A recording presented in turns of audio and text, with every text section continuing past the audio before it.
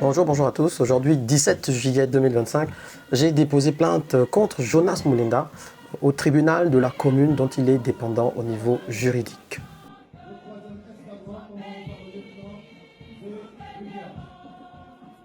Non, la cybermendicité n'est ni un métier, ni un plan de carrière. Et tôt ou tard, ceux qui la pratiquent finissent par apprendre que les miettes que rapporte cette activité hors la loi ne sont en réalité que des dorures de malédiction.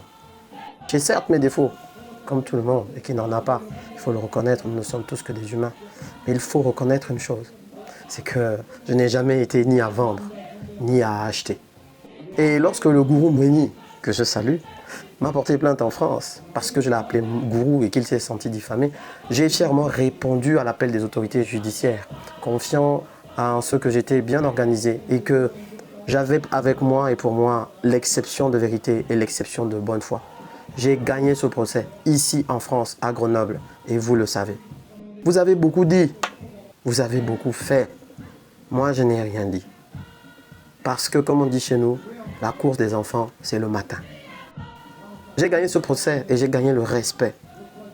Parce que, ignorant que j'étais à l'époque du destin de lanceur d'alerte que je venais d'embrasser, j'ai pris le temps de me cultiver, de m'informer et de me former pour comprendre ce que j'avais ou pas le droit de faire, quelles sont les méthodes, quelles sont les lois en vigueur.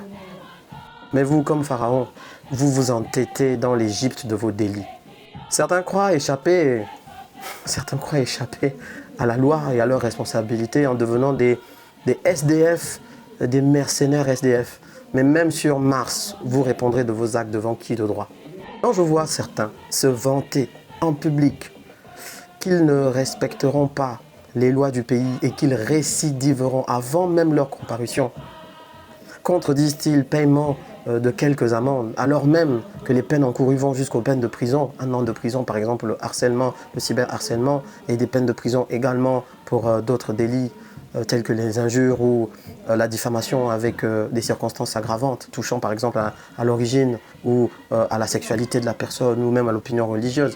Je me dis vraiment, toute chose porte en elle-même ce qui va la mener vers sa fin. Au-delà de la saisine des autorités sur des faits délictuels et répétés à mon encontre, mon objectif est aussi de libérer et de débarrasser le débat public de perfides trompeurs qui malheureusement prennent en otage par une impolitesse caractérisée au moment même où la nation gabonaise est en train de changer, en tout cas d'essayer d'évoluer, de s'améliorer avec beaucoup de difficultés et beaucoup de débats du coup. Tellement de sujets qui sont malheureusement masqués et éludés par des impolis professionnels et des élucubrateurs à l'impolitesse démesurée. Au passage, je tiens à féliciter quand même des groupes de débats contradictoires tels que les groupes WhatsApp Édifice commun, je salue tous les membres, également Bâtissons ensemble, également les groupes WhatsApp et Telegram du copier citoyen qui existent même bien avant la transition. Ces groupes sont composés de personnes de Gabonais aux origines diverses, des 9 provinces, de différents sexes, de différents arrière-plans politiques, de différentes expériences de vie, de différents âges également. Et ces groupes, malgré le fait que parfois ils sont pris en otage par ces mêmes belliqueux, ces groupes quand même font la promotion du débat contradictoire. De ces mêmes groupes ont émané d'autres groupes de débat toujours, mais portés sur les médias tels que le groupe Débat Contradictoire TV+, dont l'objectif est de permettre de construire ce débat contradictoire et de le porter sur la chaîne TV+. D'ailleurs, vous avez pu en voir la matérialisation au travers des débats contradictoires que vous voyez tous les jours sur TV+.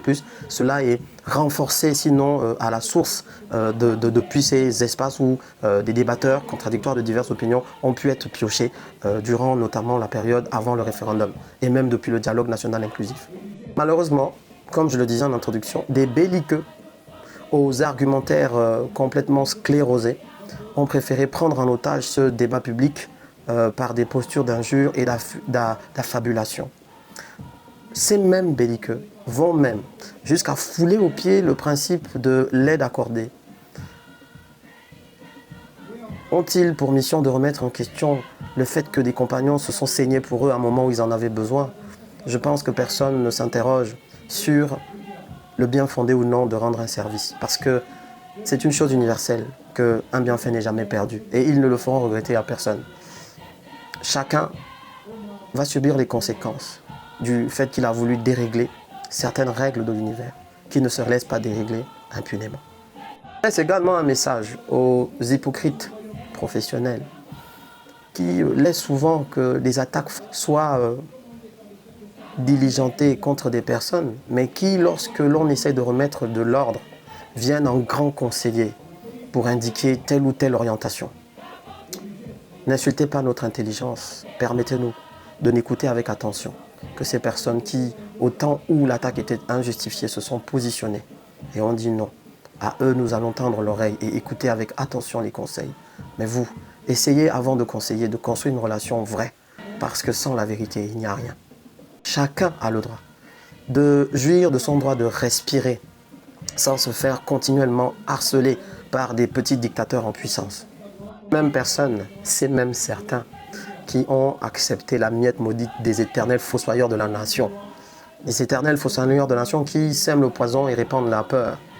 Et ces certains sont devenus complices même des tentatives de déstabilisation de leur propre nation que pourtant ils disent défendre. L'histoire avec grand H jugera, elle établira en temps voulu et elle établit au quotidien qui est du bon et qui est du mauvais côté. Au suivant ou à la suivante,